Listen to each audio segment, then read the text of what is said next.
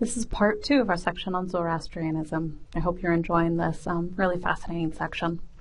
I have a quote included in this slide. I admit that I've found it in several different sources relating to Zoroastrianism, but I don't know what the exact source of it is, if it's from the Gathas, if it's from some other part of the Avesta of the Zoroastrian scriptures. But the quote goes like this. The purpose of life is to work towards achieving the best existence we can envision. Working to achieve the best existence includes striving to achieve individual excellence and excellence for all. Working tirelessly and diligently to help build a world free from want, fear, and evil. Preserving and protecting the environment. So all the other religions we've looked at so far have offered some sort of sense of the purpose of life or some sort of guideline for living and for relating to that unseen reality, whether the unseen reality is made up of gods, of spirits, of the potential for Buddha nature, for kami, for whatever. Zoroastrianism is interesting in that it puts out a very clear ethical purpose for life. It's similar to Jainism and Buddhism in some ways. Emphasis here, which is interesting, is towards being the best that you can be, achieving individual excellence, but also striving to help others achieve excellence, which is similar to some of the other traditions we've looked at so far, like Buddhism, that puts a great emphasis on compassion and helping others find enlightenment. Working tirelessly and diligently to help build a world free from want, fear, and evil. So in some of the Asian religions we've looked at, the world is considered to be illusionary. This world is just illusion. It's not real. Eventually our souls will leave it, and so it's ultimately important. In Zoroastrianism, the world itself is real. The world is a creation of Ahura Mazda, of the wise Lord.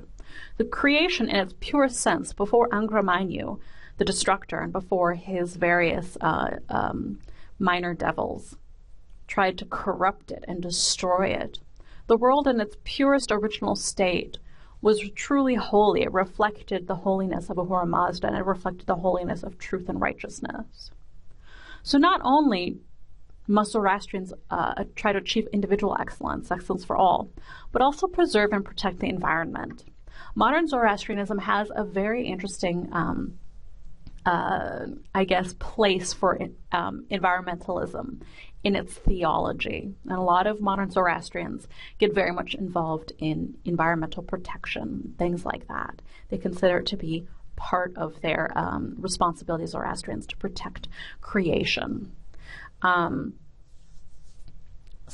I want you to think about, as we look at this lesson, we're going to talk about beliefs, but we're also going to talk about practices, right? What do Zoroastrians do? Think about that idea of trying to achieve excellence. What does excellence mean for Zoroastrians? What does purpose in life mean for Zoroastrians? And how is that different from what excellence means for Hindus, what excellence means for Buddhists, for Jains, for Taoists, for Confucianists, for Shinto? And then we're also going to look at issues of Zoroastrianism in the world today. So to pick up where we left off in terms of the history of Zoroastrianism, remember that Zoroastrianism was established by the prophet Zarathustra, the great teacher Zarathustra. It's once he got a small core of followers, and after his death, it began to spread. What really led to the expansion, the great expansion of Zoroastrianism, was the Persian Empire itself. The Persian Empire became the largest empire in the 5th and 6th centuries BCE. It was the largest empire in the world at that point. So that led to the great expansion and dissemination of Zoroastrian ideas, right? Ahura Mazda was revered by all the Persian Empire's kings, Cyrus the Great, Darius the Great, if you study this period of time in history. These were very influential men. And what was interesting about the Persian Empire is that compared to other empires throughout history, the Persian empires were quite religiously tolerant. They did not expect members of their empire to worship Ahura Mazda as they did. They allowed people to worship whatever gods they wanted to. Whereas in places like Greece, Rome, Egypt, a lot of the other ancient empires, you could worship your own gods. That was fine. But part of your duty as a citizen of the empire was to also worship the great gods of whatever emperor there was, to help ensure the protection of the empire. So if you lived in ancient Rome, even if you were an Egyptian in ancient Rome, you had to worship Jupiter, who was the protector of the Roman Empire. That's just part of your civic responsibility. The Zoroastrians weren't that way. And they didn't go around persecuting other minor religions as some other traditions did. The Babylonians were, and the Assyrians were not very tolerant. Famously, when Babylon conquered Israel and the Jews went into exile, they were persecuted under the Babylonian kings. When Persia then conquered Babylon, though, Persians allowed the Jews to practice their religion, and they even allowed the Jews to return to Israel, from which they had been exiled, and the kings even gave the Jews money to rebuild their temple that had been destroyed. So a very interesting tradition. For that reason, the Zoroastrians became very, very well respected in the ancient world. It was known that their priests, who were called the Magi, from which we get the word for magic, the priesthood, the ancient priesthood, was very learned. They were very intellectual. They had a lot of scripts and texts and philosophy that they studied. They went out of their way to learn about other religions as well. And so the Magi and Zoroastrianism in general was very well respected. We have ancient Greek philosophers who talk about the Zoroastrians or talk about the Persians and show a lot of respect for them. Here's a picture of a modern Magi, right?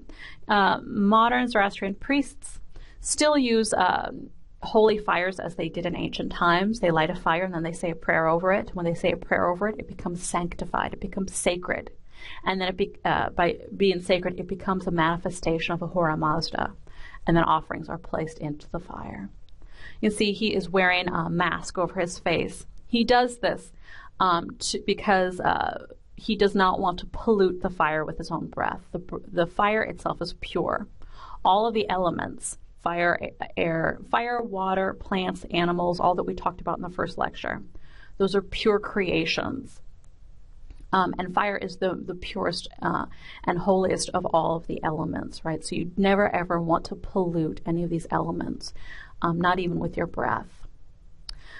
You might recognize this word magi from the story of Jesus Christ. It said that when he was born, magi, or wise men, came from the east to give him presents. They followed a star. Magi refers to Zoroastrian. Zoroastrian priests were also very well known for their knowledge of astronomy and astrology. They'd study the stars, and they were very good at navigation and things like that. So that fits the story that the Zoroastrian priests, who were from a very well-respected religion, recognized the signs of Jesus' birth, that he was an important person. So that might part of the role that part plays in the story of Jesus.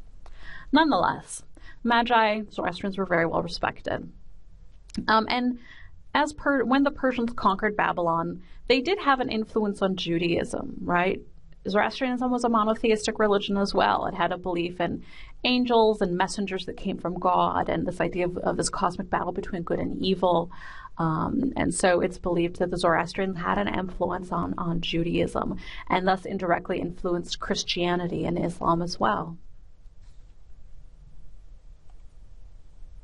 So this is the Achaemenid Empire. This is one of the Persian empires that ruled the ancient world. Achaemenids ruled between 6th and 5th century BCE. This is after the Great Pyramids. This is after Egypt was a major power. This is after Babylon was a great power. But it was before the Greek Empire formed, right? So it's in that period of time between the Great Egyptian Empire and the Great Greek Empire. You can see how large it is. It spans all the way from India, including the Indus Valley Civilization, which was right here, all the way over to Greece and Macedonia, all the way down into Egypt. The Persians conquered Egypt as well. So it was huge. And while you were not required to convert to Zoroastrianism, there was a certain benefit of membership. There was a certain benefit of being the same religion as your rulers. So a lot of people did convert to Zoroastrianism back at that time. And some scholars say as much, as 44% of the world's population. The world's population at that point was Zoroastrianism, just because of this. The vast majority of people, the largest cities in the world, the largest populations, were right here in the Persian Empire. So they were extremely large. They're extremely influential. So what happened? Why is it now a tiny, tiny little religion of 250,000 people? Well, the Greeks happened. The first thing that happened to the Zoroastrian religion is the Greeks, under the leadership of Alexander the Great, conquered most of Persia, set up his own empire. Alexander was not as tolerant of other religions as the Persians had been. He, when his army destroyed the capitals of the Persian Empire, they attacked the Zoroastrian temples with great prejudice. They destroyed, burnt a number of the ancient texts. They killed most of the priesthood. And it just so happens only part of the ancient traditions of Zoroastrianism, only part of the stories and the Gathas were written down. A good number of them had only ever been memorized by the priesthood. That's part of what the priesthood of ancient Zoroastrianism did. It memorized these texts, and it was an oral tradition. So when the priesthood was, much of the priesthood was killed and a lot of texts were burnt, a lot of that ancient Zoroastrian scripture was just lost forever, just gone. So what we have today of the Gathas is only bits and pieces. The modern Avesta, the modern Zoroastrian scripture, is made up of the pieces of Gathas that we still have, and then later scriptures that were created by later Zoroastrians. So first, the Greeks conquered Persia. In between 500 and 224 BCE, the Parthians, which was another dynasty in the Persian Empire, kind of regained control of most of Persia. It was never as large as it had been before, but they got to control over most of Persia again, and they started reassembling the Avesta, the holy texts, in this period of time. Right, so that was the beginning of the restructuring of Zoroastrianism. After the Parthians came another Persian empire called the Sassanids. They were fairly powerful, never as powerful as the Romans who were ruling during this time period. During this time, between 227 BCE and 651, this is a long span of time.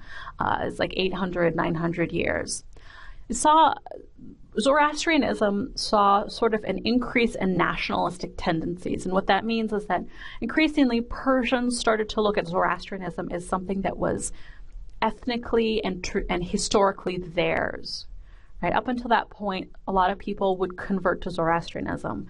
Around this time period, Zoroastrians started to feel like their religion was ethnic, right? It was part of being Persian. And part of this point of view came from the fact that Christian, Muslim, and Manichaeism was another ancient religion that doesn't really exist anymore, was popular at that time in the Middle East. Christian, Muslim, and Manichaean missionaries started converting Zoroastrians to their religions, right? So they're picking away at what few Zoroastrians were left. And so there was kind of this turn inward. There was like creation of boundaries, of walls against other peoples that might try to pollute the Persian heritage, if that makes sense. So that's why in early times there were many converts to Zoroastrianism, but over time they started restricting the people who could convert to Zoroastrianism. Increasingly it was just something that was for Persians, and Persians had a certain duty to remain Zoroastrian even. But then at the end of the Sassanid Empire, which saw a long, slow downfall, Persia was conquered by the growing Muslim Empire. And after that, since that time, Persians have slowly converted to Islam, and now today the majority of Persians, the majority of Iran is Muslim. But there are still a number of Zoroastrians in Iran. They're a minority now. In the 9th century CE, after they had been conquered, there was an expansion of the teachings, the Pahlavi texts. Pahlavi is the language that was used in Persia at that time, right? It's a later form of Persian. A number of new scriptures were written. They were written in Persian, Pahlavi Persian, and they were added to the Avesta. So the scripture of Zoroastrianism today is made up of the ancient Gathas, of which we only have a little bit left, later Avesta texts that were added in ancient times, and then the slightly more modern Pahlavi texts that were written after the 9th century CE. So that is what the scriptures are today. So today, Zoroastrianism still represents this great bridge between the East and the West. It shares a lot of things in common with Asia. It shares a lot of things in common with the West, and it's very, very unique in and of itself as well. Some of the links that it shares with Judaism, Christianity, and Islam I mentioned already. The Zoroastrian Persian Empire did contain a number of Jews in exile for part of Jewish history, and it's believed that the Jews were influenced by certain ideas within Zoroastrianism that fit with their own sort of monotheism. This emphasis on ethics, of good ethical living, and how ethical living had cosmic consequences, right? It's not just about you being a good person for your own sake or your family's sake, or even your country's sake. It was about being a good person for the sake of the cosmic battle between good and evil. The better person you were, the more likely the side of the good would be victorious over evil. And also offered a lot of very clear rules and ethical guidelines to live by, as Judaism, Christianity, and Islam do. This emphasis on good versus evil in the universe, it shares in common. And the idea of evil being personified in the form of Anger Mainyu is similar to, in Christianity and Islam, there's this idea of a Satan, of a devil, who personifies evil. Not so much in Judaism, but Christianity and Islam share this idea with Zoroastrianism. Finally, also eschatology. Eschatology is the belief that there will be that eventually the world will come to an end, right? And when the world comes to an end, there will be certain spiritual consequences, certain spiritual results of the world coming to an end. Similar to the Abrahamic religions of Judaism, Christianity, and Islam, Zoroastrians believed that the end times will be ushered in by a specific person. They believe that it will be a man called the Saoshayant. I know I'm mispronouncing that. Saoshayant will be a man. It won't be a Messiah. He won't be a divine angel or anything like that. He'll be a person. He will be the final descendant of Zarathustra. Zarathustra had many children. So they believe that the last descendant of Zarathustra will be the Saoshayant, and his life and his teachings will usher in the end times, and which time people will be judged according to their deeds. And finally, it shares the idea of there being minor spirits, good and evil spirits, also in this cosmic battle. Elements that it shares with Hinduism, Jainism, and Buddhism, especially Hinduism. The importance of the elements, that the elements can in some way manifest the divine. Certainly there's that idea within Hinduism that there are sacred bodies of water, there are sacred fires, there are sacred mountains, that there are certain things in nature that manifest the divine. Zoroastrianism definitely shares that idea. The elements are pure creation in and of themselves, and they should be kept pure, and fire itself can be blessed and sanctified and turned into a sort of certain, I guess you could say, a portal to Ahura Mazda, a manifestation and a portal to Ahura Mazda. This emphasis on purity is similar to ideas within Jainism and other religions, that purity is related to the idea of good and evil. Also that because there's a connection between what is good and what is pure, and what is evil and what is impure, we'll see that Zoroastrianism has this idea that you're gathering up good and evil deeds as you go, right? And as you're building up good deeds, you're becoming pure. As you build up evil deeds, you become impure. Similar to ideas within Jainism, certainly, that karma is in some way related to purity. And finally, similar rituals, ideas of giving offerings to the divine in the form of food, in the form of prayers, in the form of having fires at home that one can pray towards every day, that remind people of their religion. Idea of within Hinduism, when a boy comes of age, he is given a red string and taught a number of prayers he should say over that string every day as a reminder. It's a responsibility of his dharma. So in Zoroastrianism, you're given a white string, and we'll talk about what that white string is, but it's similar to Hinduism, right? So it is an interesting bridge between East and West. So here is a not a sculpture, a work of art. It's a modern work of art carved into stone, and I think it reflects very well the ideas of Zoroastrians have about their place within the world, within East and West. Right? Again, this is the Farahar.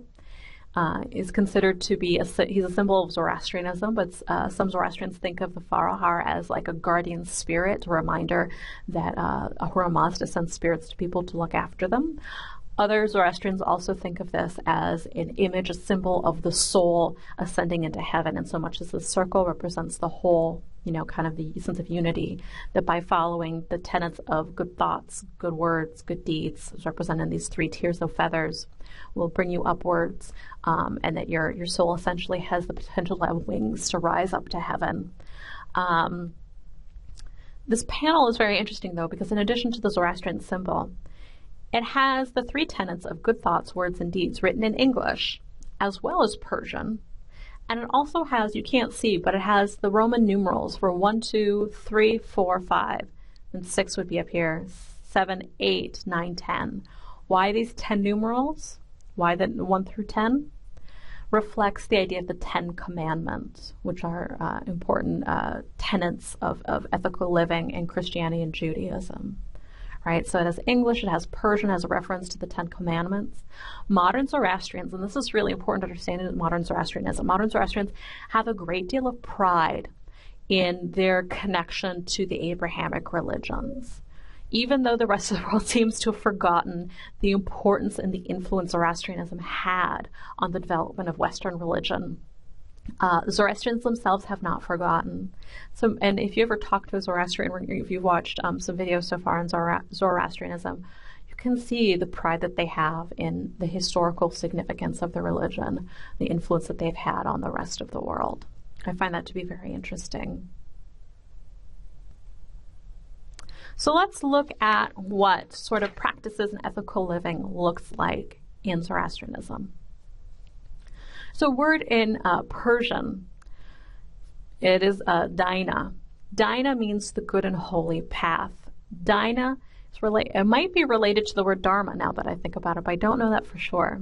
It means the good and holy path. It means being an ethical person. It also means following proper rituals and worship within Zoroastrianism, right? This is the Zoroastrian idea of Dina. So let's look at some things that fit into Dina. The first ritual, one of the first rituals that children undergo is Nowruz. Nowruz means new birth. So when a child's about usually 7 or 8 years old, they will go through a ceremony in which a priest, a Zoroastrian priest, will give them a sudra, which is a white cotton tunic. All Zoroastrians wear this white cotton tunic underneath their clothes, right? They wear it next to their skin. It's a sort of undergarment. And they're given the kusti, which is a white string. So they wear the sudra throughout the day, and they're expected to pray 5 times a day.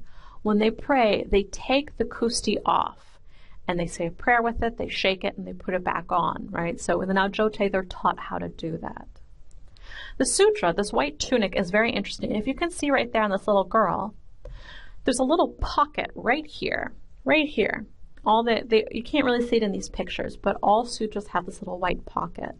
The idea behind the pocket is as you move through your day, you're collecting your deeds into that pocket. If you do good things, you're collecting good deeds. If you do bad things, you're collecting evil deeds. And so whenever a Zoroastrian notices that pocket, it should be a reminder to them that the sum of their actions is being tallied as they live their lives, and that when they die at the end of the world, all of those deeds, good and bad, big and small, are going to be tallied up. So when they pray 5 times a day, they should pray in the presence of a sacred fire. This is fire, but technically it's a sacred fire. Sacred fire is a fire that has been prayed over. Now, once you have a sacred fire, you should not allow it to go out. You can't just pray willy-nilly over any fire that you see. Once you've prayed over a fire and sanctified it, you should keep it going as long as possible.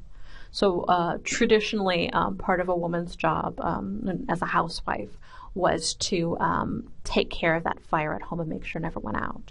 A sacred fire does go out. It's kind of an offense to Ahura Mazda, and it needs to be relit, and it needs to be re-sanctified again. There are fires in fire temples, in Zoroastrian fire temples, that have been kept going for hundreds of years, right?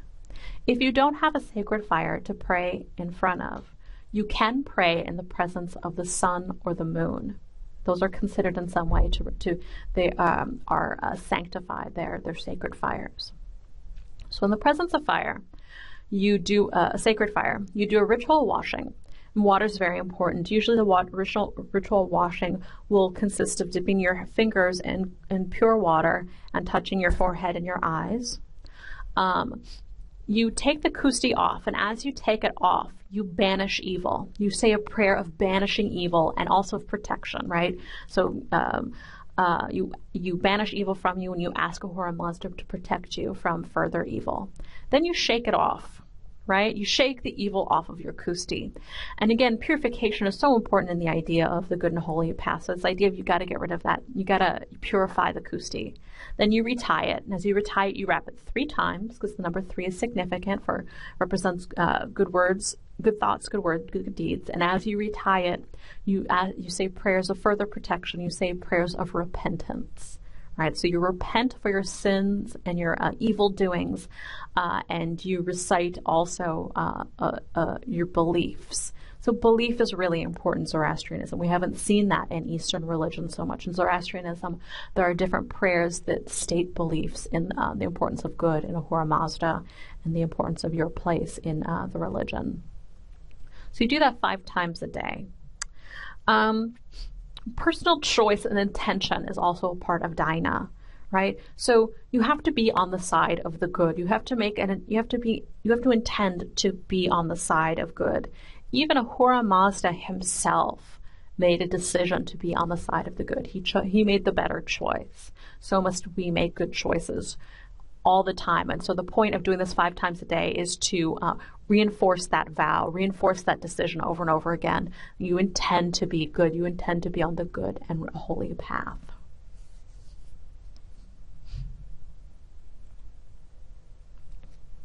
Purification takes all sorts of different forms in Zoroastrianism. We just saw how, you keep a pure white sutra. You wear it underneath your clothing. It's pure white. You should keep it clean at all times, and you have a kusti that you shake the evil out of. Purification is a part of all parts of Zoroastrian practice. So, as I mentioned before, the elements themselves, unpolluted, are perfectly pure. They're part of Ahura Mazda's pure, perfect creation. For that reason, and by moving I mean living bodies of water, not stale bodies of water, not chlorinated bodies of water, but natural moving bodies of water are naturally purifying, have naturally purifying effects. I love this picture here. These Zoroastrians, these older Zoroastrians, are just sitting next to a lake, and they're reading their Avesta, right? And they've gathered up some of the water. Any natural body of water is pure. You'll see that can be the kind of water you can use to ritually wash yourself if you want to. Dip your fingers and touch your face, touch your eyes, right? So just by being near the body of water, it has a natural purifying effect, a spiritual effect for them. Purification has to be performed before all rituals, including prayer, before you visit a fire temple, for Naujote, for weddings, for example. This is a picture of a woman, a mother performing a special purification ritual for her daughter before her wedding. It's part of the culture. Impurity in general, we have to think about what the word impurity means.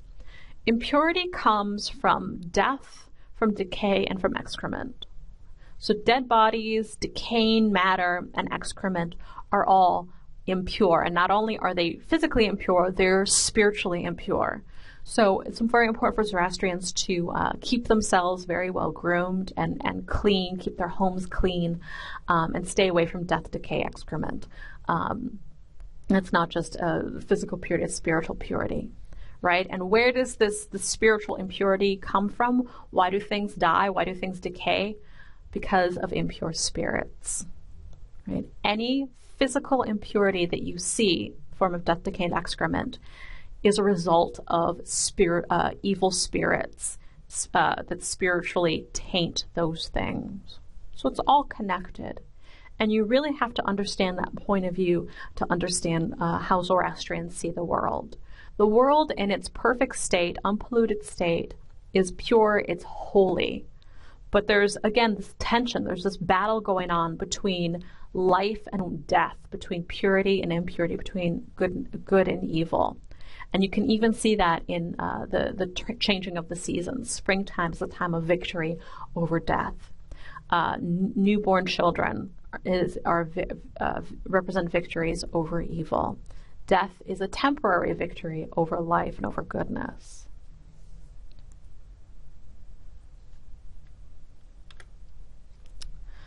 Fire temples. So if Zoroastrians keep a certain level of purity and they pray 5 times a day, they have a fire at home usually that's sanctified. A couple times a month they will go and visit fire temples. Fire temples vary widely because there are a lot of ancient fire temples that are still in use, like this one down here. This isn't a great picture, but you can see this is in Iran. You see there's a wall and there are little gates you can come in, and then there's like a main area. This is the kind of inner sanctum, I guess you could say, of the fire temple. Inside this sort of inner sanctum, only priests are allowed to go, and part of what the priesthood does is they keep that fire going forever, as much as possible. Only the priests are allowed inside. Just outside this area, you can see through that door, you can see over here, Zoroastrians, like normal Zoroastrians, are allowed to go, and there'll be fires, again, holy fires, to which Zoroastrians can pray and give offerings that will go directly to Ahura Mazda. Only Zoroastrians are allowed into fire temples. It's very important to remember. Now this is a more modern Zoroastrian fire temple. It's interesting, they keep a moving body of water with natural water in it, and that can be gathered up, that can be used for, purification rituals before Zoroastrians enter the fire temple proper. This is a picture of a fire temple. There are very few pictures of Zoroastrians praying in fire temples, but I found this one. You can see the multitude of families together. They're reading the Avesta. They are praying over the fire. There are multiple little fires so that different people can give offerings at the same time. Again, these are sanctified fires. Women keep their heads covered. Men normally keep their heads covered as well when they're in fire temples out of respect. And this inner area, this is the Holy of Holies. And again, only priests allowed in, and they have to wear masks to keep their body from the air in their body from polluting that fire.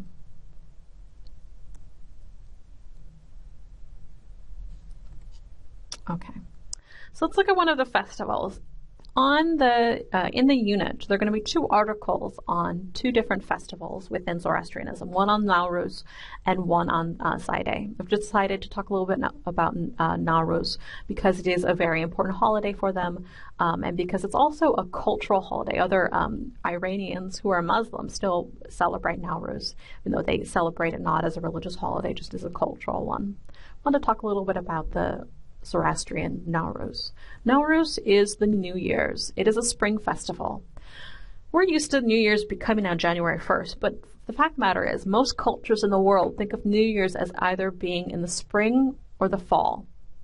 Why the spring or the fall? Because it's a seasonal thing, right? It's either in the spring when new life, when kind of the earth comes back to life, that's the beginning of the new year, or such as in Judaism and ancient England and the ancient Celtic religions, in the form of Halloween and other traditions, New Year's is considered to be in the fall, at harvest, when the world is kind of going to sleep. That's the end of the year.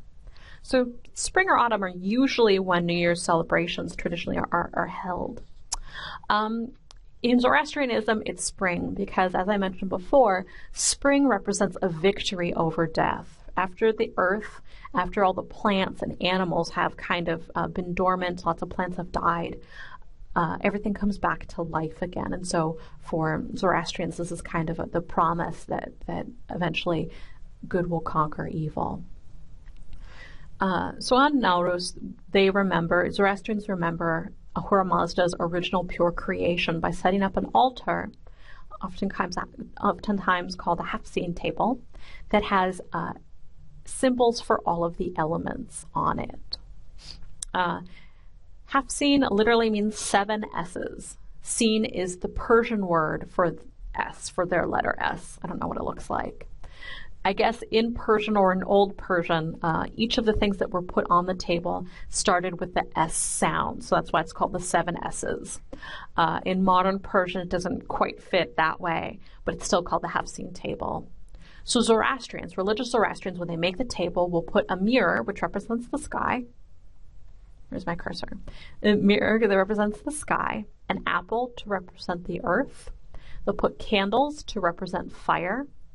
They will put rose water, I think that's rose water, or some other kind of like fragrant water to represent the element of water. They'll put sprouts like this to represent plants. They'll put goldfish to represent animals, and they'll put painted eggs to represent humans and fertility. This painting eggs in the springtime, that's kind of a popular tradition throughout Persia, but also in Greece, in Eastern Europe, and in America as well. We associate with Easter. Other things that might be put on the table include spring flowers, a copy of the Avesta, sometimes a picture of Zarathustra will be put there, sometimes like a brazier, like a small metal container with fire in it. Sometimes they'll put a glass of wine or a glass of vinegar to represent age, to represent the venerability or the respectability of age. Sometimes they'll put out a clove of garlic, or not a clove, a head of garlic, and that represents medicine, the study of medicine, because garlic has a lot of medicinal properties. Things like that. Sometimes they'll put out sweets for a sweet new year. And there are many versions of this half-seen table that Muslims do, because, as I mentioned, Persian Muslims, Iranian Muslims practice this as well in the spring, but for them it's not religious. So when they make a table, it's all symbolic of long life and prosperity and fertility and happiness, and they'll put out like a Quran. Maybe they'll put out a Quran, but they'll practice it in such a way where it's just more of like what we think of New Year's in terms of a cultural celebration and not a religious celebration. So Nowruz is really popular throughout that part of Central Asia, not only in Iran either. It's also in, I believe, in Afghanistan,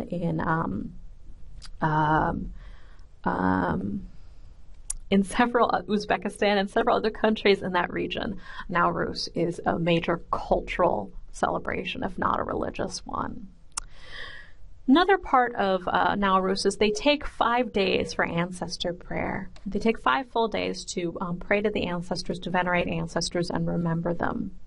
What's interesting about this, and the reason why I mention it, is I told you before, the ancient Zoroastrians were known for their study of the stars and for their great knowledge.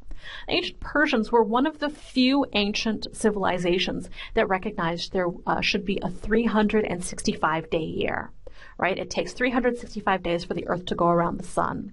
Most other religions, most other cultures in the ancient world followed a lunar calendar. They followed the cycle of the moon and not and didn't recognize that it took 365 days to go around the sun. Zoroastrians got it. The Persians got it. This kind of fits into their understanding of that 365-day year, because the ancient Persians had 12 30-day months throughout the year. 12 30-day months. But if you add that up, that comes up to 360 days. That falls 5 days short.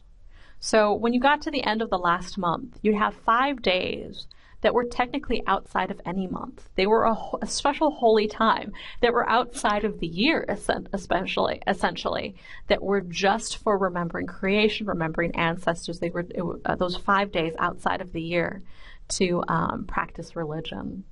So today, even today, some Zoroastrians will include 5 days for ancestor prayer, or at least have some sort of nod towards that and do some sort of ceremony to remember ancestors, such as the use of the glass of wine or vinegar to represent age and represent the past. So it's pretty interesting.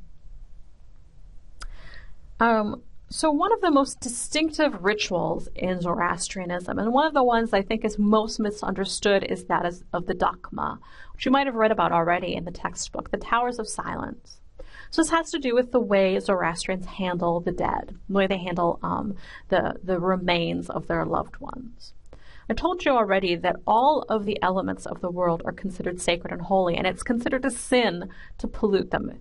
Like that picture of the elderly people who were sitting next to that lake, It would be a sin to throw garbage into the lake. It would be a sin to throw garbage or any sort of filth or decay onto pure earth or into fire. That would be a great, it's considered a great offense to put anything decaying into fire. All the elements need to be respected and kept pure. So what do we do then? Think about this. If you're a Zoroastrian, what do you do then when one of your family members passes away? What if you're a Zoroastrian? Think about that. You're a Zoroastrian and you spend much of your life trying to uphold the principles of purity, of cleanliness, of goodness and righteousness in life. You don't want your own death to pollute the creation that you've been trying to uphold. So death creates a problem within the Zoroastrian Zoroastrian emphasis on keeping the world pure and clean.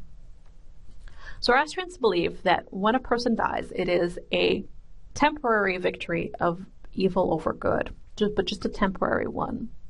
Believe that after a person dies, the soul remains in the body for 3 days. After 3 days, the soul departs for the bridge to heaven. Then you're just left with a shell of a person, really. And the moment the soul leaves the body, and again, the soul is connected to the idea of the element of fire, right, of purity. The soul is something that's very pure, that keeps evil at bay.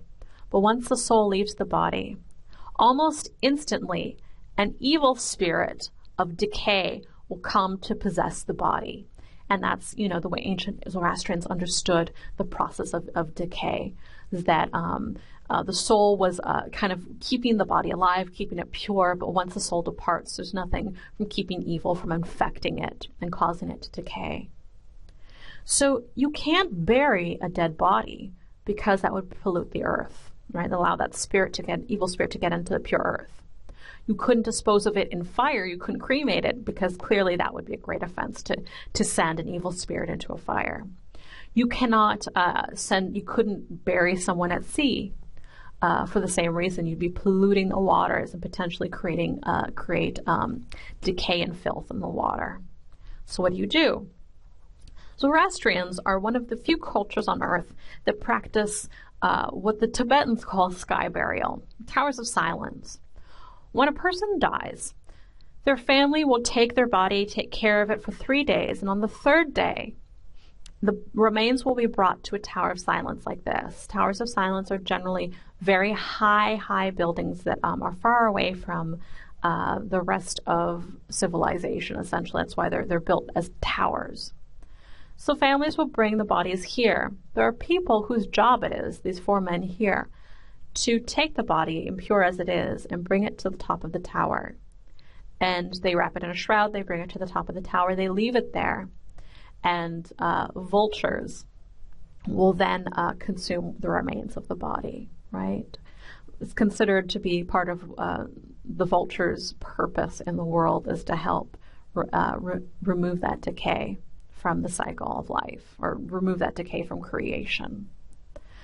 A lot of people have trouble understanding this. It seems cruel, it seems unkind, it seems even inhumane to allow the body of a loved one to be given to the vultures like that. But if you understand the Zoroastrian point of view, it makes sense. And I would hope that part of this class, I truly hope that part of this class is to take you out of your own point of view and to put it into the point of view of someone else. This is a really important part of the Zoroastrian practice.